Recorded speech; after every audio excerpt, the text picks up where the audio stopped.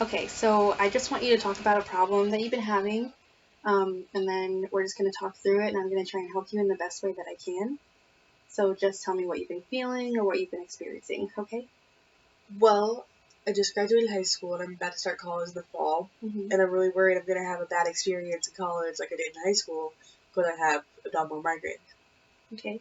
Can you tell me a little bit about the abdominal migraines? Not really familiar with them, but I just want to make sure that I understand. They're like a migraine that you'd have in your head, but it's in my stomach. I have a lot of pain and a lot of cramps, so bad that I can hardly move, and I get really nauseous. Oh, cannot imagine how awful that is. When were you diagnosed? Well, that's where it gets frustrating because I've had stomach pain for as long as I can remember, Mm-hmm. so maybe 3 years old. But I was diagnosed with abdominal migraines when I was 15. Wow, that is a long time to have so much pain and not know what's causing it. That must have been really stressful and probably caused you a lot of anxiety that just made your pain worse. Exactly. It was like a snowball effect. At points, I didn't care how bad the diagnosis was because I just wanted to know why I was having so much pain. I saw so many doctors and they tell me it was like in my head. Wow. I don't even know what to say to that. That really disappoints me in our medical healthcare field these days. Um, that must have made you not even want to go to the doctors anymore. Yeah, it did for a long time. But one day the pain was so bad I went to the emergency room, and after being admitted and given many tests, I was given the diagnosis of abdominal migraines. Well, you must have felt at least some relief finally getting a diagnosis and also finally being treated the way that you should have been in the first place, and that they did what was needed to find what was wrong. How have you felt since then? I still have a lot of pain, but it's not as bad as it used to be. Mm-hmm. I'm on a medication to help with the symptoms of abdominal migraines now, but it doesn't fix the problem. Right. Well, how does it interfere with your life? You said you had a bad high school experience. Will you tell me about it? I regularly missed school. I became known for it because multiple times I would be out of school for a month or more, and I had to learn how to teach all of the materials other students were being taught by teachers in a classroom to myself. That is not something that is easy to do, and it must have been really hard to be out of school for so long and then have to go back. Part of the issue is, after being out of school for so long, I have so much anxiety to go back.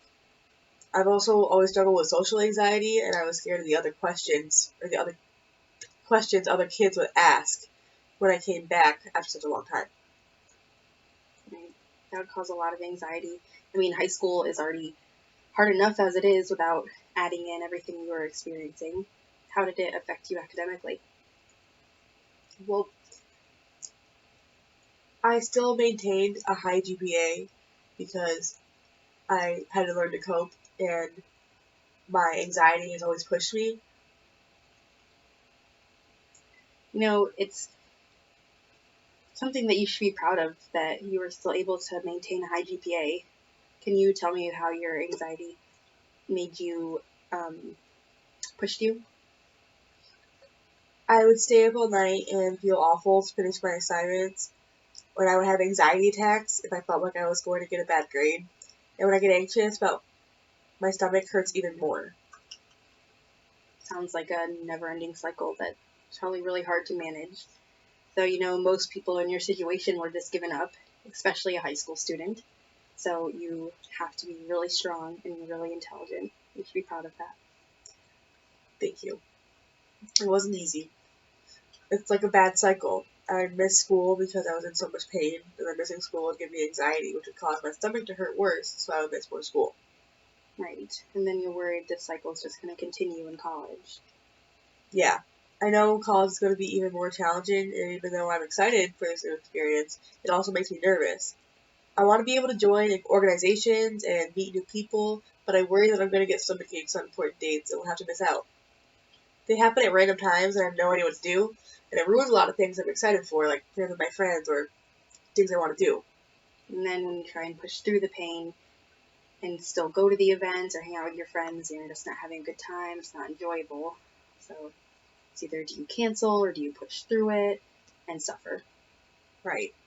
I am thankful to my close friends because they've known me for a while and they understand why I cancel our plans sometimes, but new people I meet in college may not understand, and I feel like I'll have to make up a lie if I have to miss something for an organization or with a friend.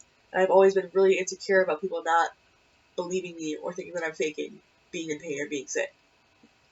That probably just stems from the way the doctor treated you when you were younger, dismissing your pain and telling you that it was all in your head.